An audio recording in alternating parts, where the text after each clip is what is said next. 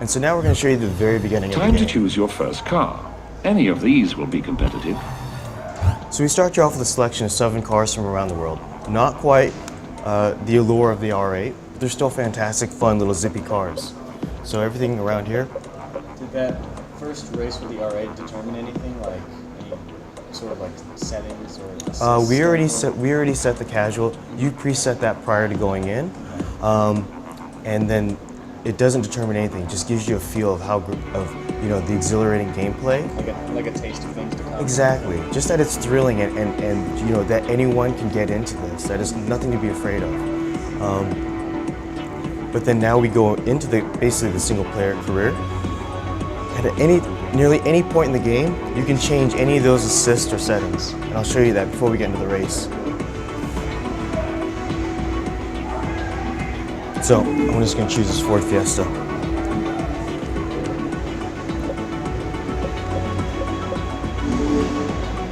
Nice choice.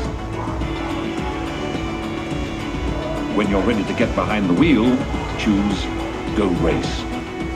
In order to begin your career, choose Season Play. So Season Play is what I really want to show you guys. It's really the accessibility of kind of this career.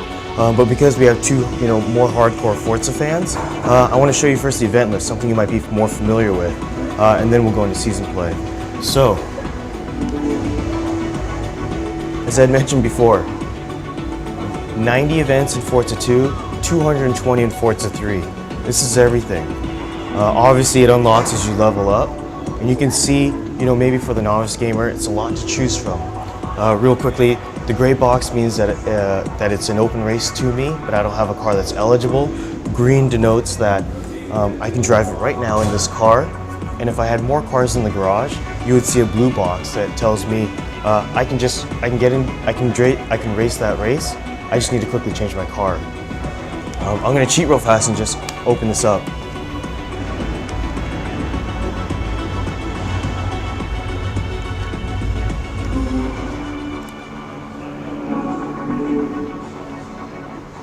So now it's as if I had played hours, weeks, maybe years, right? Now I'm a level 50 and 500,000 credits.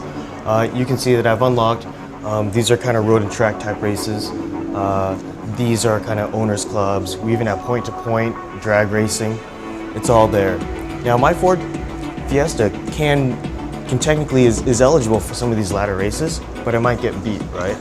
Maybe. So what does a hardcore or what does a racing fan do? I'm gonna go to the upgrade shop, yeah? So in Forza 3, we have 50% more upgrades than in Forza 2. 50% more. You can imagine the possibilities, the different setups you can do.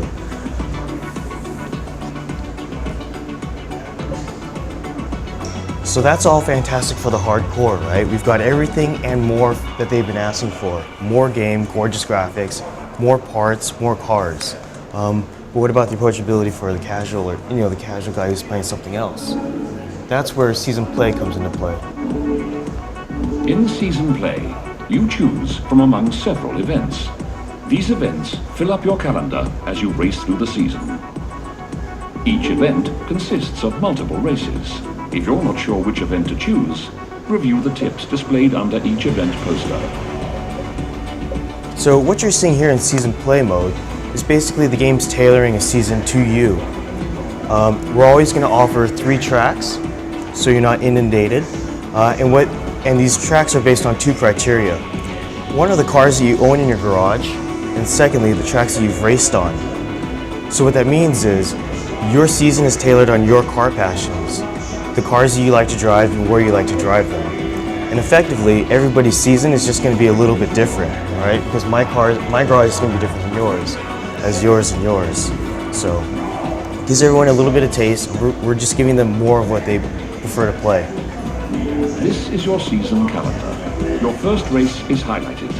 When new events are added, this is where you can find them. Time for the first race of your new season.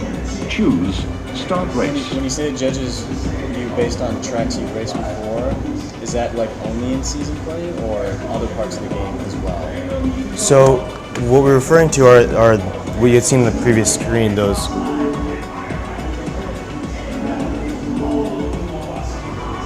Anyways, it's the three tracks for me to play next. That's based on the cars I own and the tracks that I've played. So it's going to prioritize the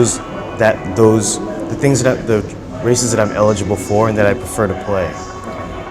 That's what it's reading off of.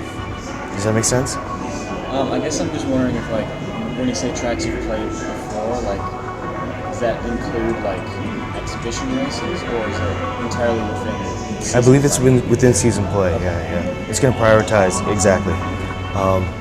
And what it's doing is basically, it's taking that entire grid and it's just consolidating it into a smooth line, so that you just every time I'm offered something that I like. It's cool. So again, that's something easy for the not casual gamer to get into, and then something else that's new for this, and that's quick upgrade. So while we may want to go upgrade the cars ourselves, there's this opportunity as well. Upgrades affect your car's performance.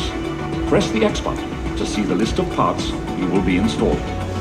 So what the game is doing right now is it's recommending the parts and setup to be optimal for this race.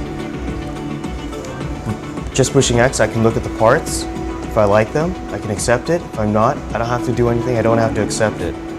But in short, you can see what it's doing with the key parts of the car. Weight gets a little heavier, peak power goes up, but overall, it's a win for me because I go from 176 to 199. So